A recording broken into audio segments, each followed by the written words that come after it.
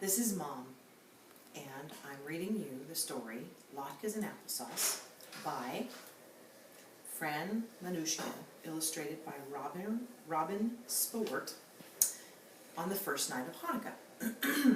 And this is for Kaylin, Alyssa, Stephen, Jonathan, and Tori, and anybody else who would like to hear the story on the first night of Hanukkah, because this is a tradition that we have had for many years.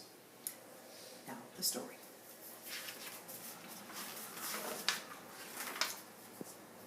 Do you like to eat latkes and applesauce on Hanukkah? Of course you do. But who but a fool would say no to such a question? Well, here is a story about latkes and applesauce, and perhaps a miracle? Maybe yes, maybe no.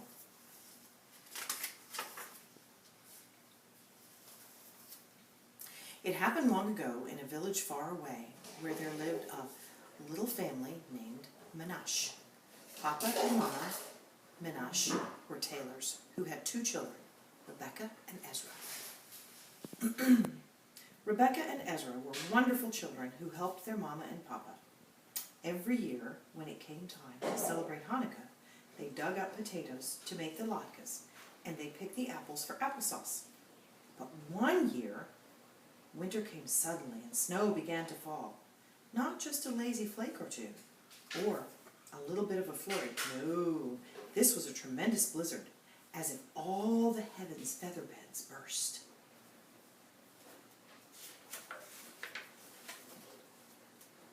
And when did this furious blizzard begin? Of course, on the first night of Hanukkah. "Come, the sunset is upon us," Papa called to his family. "It's time to light the candles and celebrate the Hanukkah miracle." So Papa sang the blessings, and Mama lit the shamas, and Rebecca lit the first candle.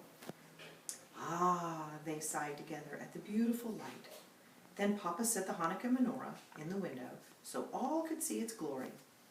"Now," declared Papa, "for the next 8 days we shall celebrate the miracle of Hanukkah with feasting and gladness. Bring on the latkes and applesauce." "Papa," said Mama, "the blizzard has swallowed our feast.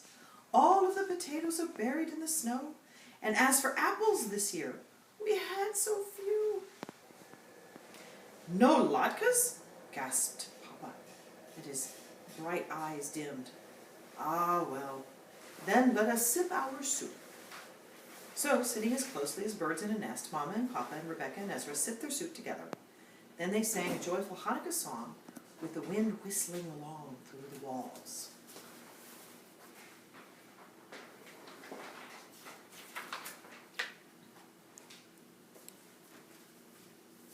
"Shh," said Rebecca. Suddenly, "I hear someone crying." Soon they all heard it, a mewing and crying, as if all the sad spirits in the world were set loose. Rebecca opened the door a crack, and in walked a wet orange kitten. "Meow, meow, meow," the kitten cried. Rebecca quickly patted her dry with a rag. "Papa," said Rebecca, "the kitten must have seen our candles." Mama filled a tiny dish with milk. After the kitten lapped it up, she purred, falling asleep in Rebecca's lap. "Now, Rebecca," said Papa firmly, "we must return this kitten to her mother." Rebecca shook her head. "Papa, this kitten hasn't got a mother. No mother would let her kitten wander alone in a storm." "Yes," agreed Ezra, "that's why the kitten was crying. And since you said we mustn't be sad on Hanukkah, I think we should keep this kitten." "Sad? A cat?" Papa pulled at his beard. "A cat is one of God's creatures," declared Mama. "Of course we will." Okay. "A cat is one of God's creatures," declared Mama. "Of course we will care for her." Rebecca leaped up and hugged her mother. "Mama, what shall we name her?" "A name should fit as well as a glove," said Papa. "Take care to name her well." "I will," Rebecca promised. "But right now, I want to play dreidel."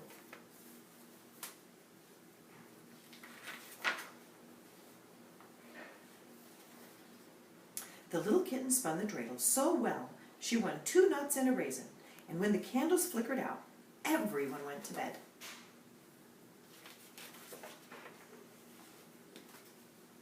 On the second night of Hanukkah, the snow came down even harder. Again, Mama lit the candles, and Papa placed the Hanukkah menorah in the window. And again the family sat down to their soup. "I'm not complaining," Papa said to Mama. "I like soup as much as you, but I'd like to wrap my mouth around a latke." "Miracles have happened before," answered Mama. "Remember 2,000 years ago?" "Shh!" interrupted Papa. "Did you hear that noise?" It was a shrill bark right outside the door. Ezra leaped up and opened the door a crack, and in walked a skinny brown dog. "This dog looked hungry as a bear," said Ezra. He scooped the last drumstick from his soup, and the dog quickly gobbled it up. "Ezra," praised Papa, "you are a generous boy, but you know we cannot keep this dog. We have hardly enough to feed ourselves."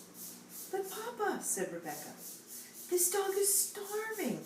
Haven't you said we must feast on Hanukkah?" "Feasting? A dog?"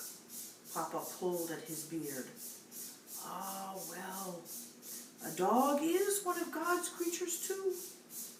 Let him stay and share what we have."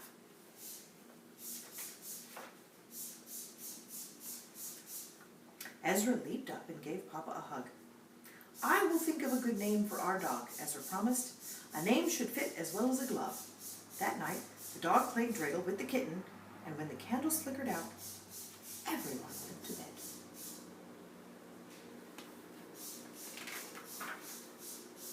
On the third night of Hanukkah, the snow was still falling. Mama sighed. "Our soup is dwindling like a burning candle. If the snow doesn't stop, we'll surely starve." "Now, now," said Papa sagely. "Where there's life, there's hope." On the fourth night, as the snow kept falling, Papa repeated these words, as he did on the fifth night, when the bread was all they ate, and on the sixth and seventh, when crumbs were all they had. On the eighth night, after Mama lit the last candle, Papa said, "I see the sky is beginning to clear. Let us go out and gaze at the stars. Perhaps they can help us forget our empty stomachs." So everyone piled on their sweaters and pants and socks. The kitten and the dog already had their own coats, so they rushed out ahead.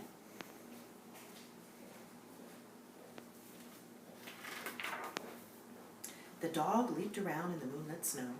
He leaped and ran and sniffed and dug. "Papa," asked Ezra, "why is our dog digging?"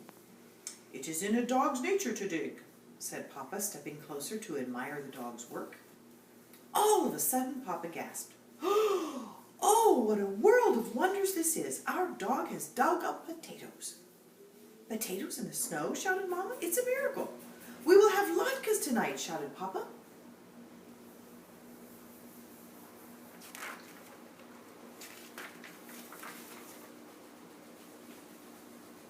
"Meow, meow, meow," came a cry from above. Papa gazed at the heavens. "The Holy One doesn't meow," said Papa, "so our kitten must have climbed up this tree." "Why is she crying?" Rebecca asked. Papa answered sagely, "It is in a kitten's nature to climb and cry to come down, and it is in a person's nature to help her." Quickly, Papa tucked his sweater into his pants and began climbing the tree. After slipping and struggling and huffing and puffing, he reached the highest branch. "Come here, little kitten," Papa called gently, and he tucked her under his sweater. Then, sitting far out on the limb, Papa called, "Ah, how beautiful is God's creation! From here, I can see all the way to Minsk." "What can you see?" the children asked.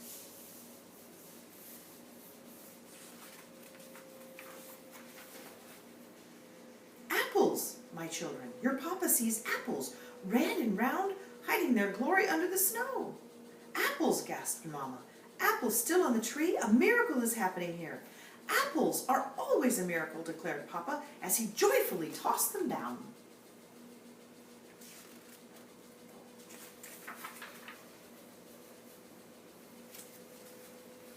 Quickly, they all rushed back inside.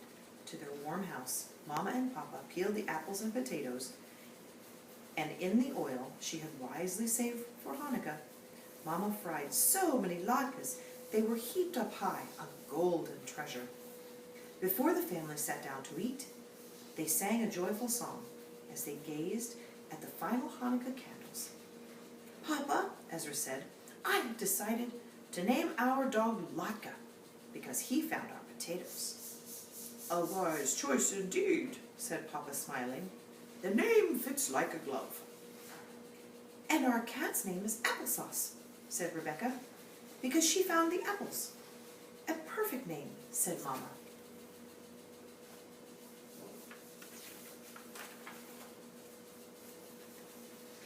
Then Mama and Papa and Rebecca and Ezra and Latka and Applesauce ate latkes and applesauce, as much as their bellies could hold.